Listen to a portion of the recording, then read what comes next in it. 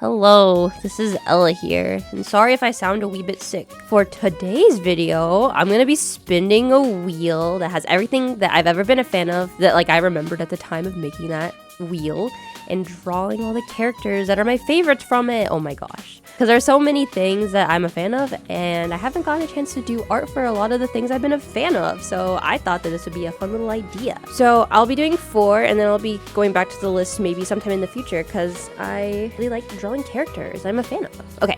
Alright, I'm gonna spin 4. Let's go. Here's 1. I got... Jujutsu Kaisen! Wait.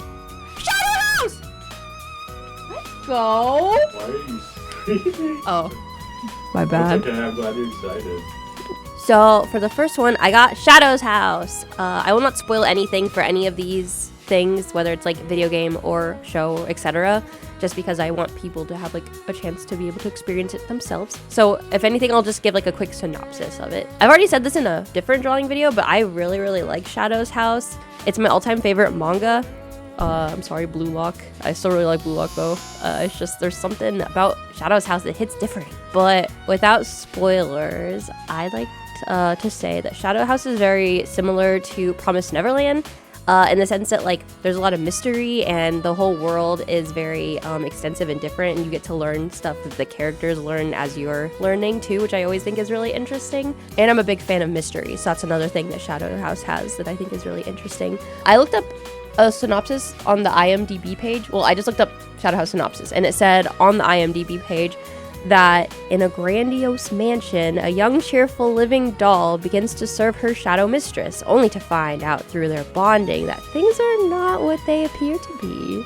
As for my favorite character, it was really hard picking who my favorite character is. I did a tier list recently, and I had 4 different people in S tier. They're so good. All the characters are so good. I like Sean. He was my favorite when I originally watched the anime. John's really funny. Ricky and Patrick are also really good. They're my homies. And there's a ton of characters too in the manga that are really high up there too that I really enjoy. But I decided that I'd go with Emiliko because I love her. I think she's really funny. I think she's a really good main character to follow on this journey. And when I watched it with Robbie, he kept saying that I was Emiliko, and I thought that was funny. Also, I realized now that after I finished drawing Emiliko, I forgot to draw Rolly. That's my bad. I was gonna draw him, but I didn't have Rolly, so that was my bad. But anyways, please check out Shadow House if you have the time. There are only 2 seasons out right now. I doubt they're gonna make a season 3 because I haven't announced it. It's been a year and we still haven't gotten any announcement for season 3, so that's really sad. But season 1, if you can, or at the very least, watch the ending song for season 1 because it's literally what got me to watch the show. I just randomly found it and I was like, this is so good. And then I binged the whole thing in one night. I was like, I like this show. I think this is a really good show. Stardew Valley. Okay, I like Stardew Valley. I'm getting some good picks. I should write this down. No, I'll remember. Okay, next is Stardew Valley. I don't remember what compelled me to play Stardew Valley. I think it was on sale for a really good price. And I remember so many people really like it. It was a really popular game. And I know that there was a reason for it, but I didn't know why. A farming game would be a really popular game. So I played it and gave it a little try to see if it had something special. And I think it does. Other than farming, they have a lot of really good characters that I think are really interesting to learn about. And you can even court a few of them. I think that's kind of crazy. I remember when I mentioned that I was playing the game too, a friend told me that they thought I'd like Sebastian, and lo and behold, he was my favorite. Yeah, I like Sebastian. He's a cool guy. He's a little cool gamer coder dude. Pretty neat, I think. We also played D&D. That was pretty cool. There's not really much to spoil in Stardew Valley other than character, I guess, interaction, so I'm not going to mention any character interactions besides that, I guess. Another favorite though, I really like the Doctor. I thought he was nice, and also I have the DC Burger sprites mod, and it makes them look all crazy.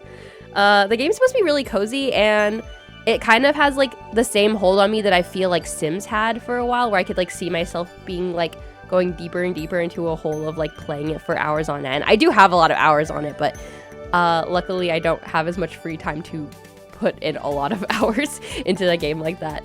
Also, I feel like the mods I added kind of took away from like the coziness of the game. Like you walk so slowly in the game, and so I have a mod that makes you walk like Sonic, like really, really fast.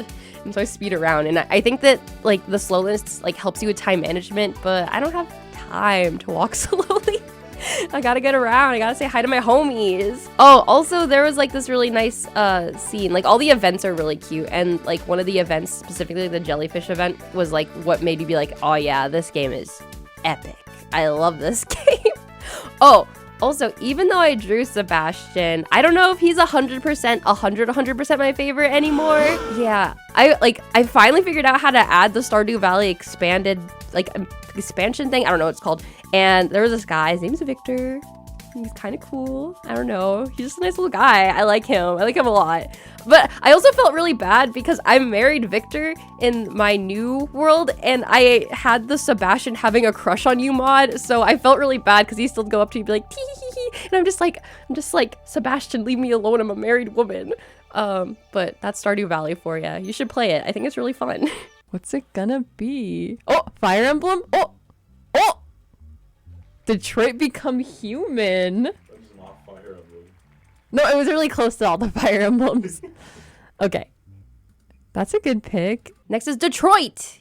Detroit Become Human. I really, really enjoyed this game. Robbie recommended this game to me because he knew that I like games like Heavy Rain. I really, really like just like choose your own adventure games. I think they're really fun because you can like carve your own path. There's a lot of replayability. And also if you mess up, it's like, it's your fault.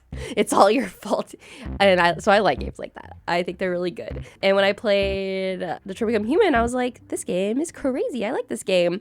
A quick synopsis of Detroit Become Human that I took from like the Quantic Dream Detroit Become Human official site is Detroit 2038. Technology has evolved to a point where humans, like androids, are everywhere. They speak, move, and behave like human beings, but they are only machines serving humans. So play 3 distinct androids and see a world at the brink of chaos, perhaps our future, through their eyes. Pretty crazy. So my favorite was Connor. I like Connor. I thought he was really cute, but also I thought he was a really compelling character as well. I think he had a good dynamic with the characters that he interacted with. Again, I'm not going to go into spoilers.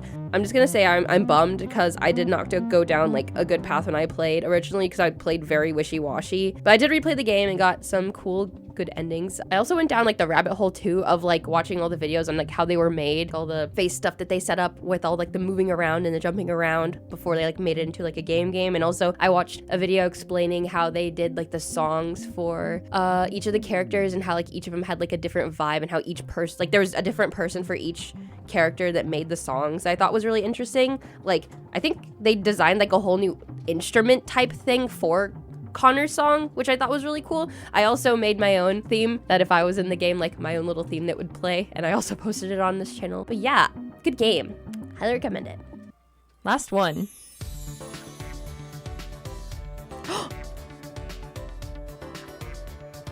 Dangy V3. Y'all know who I'm drawing. Okay, so last is Danganronpa V3. Oh my goodness.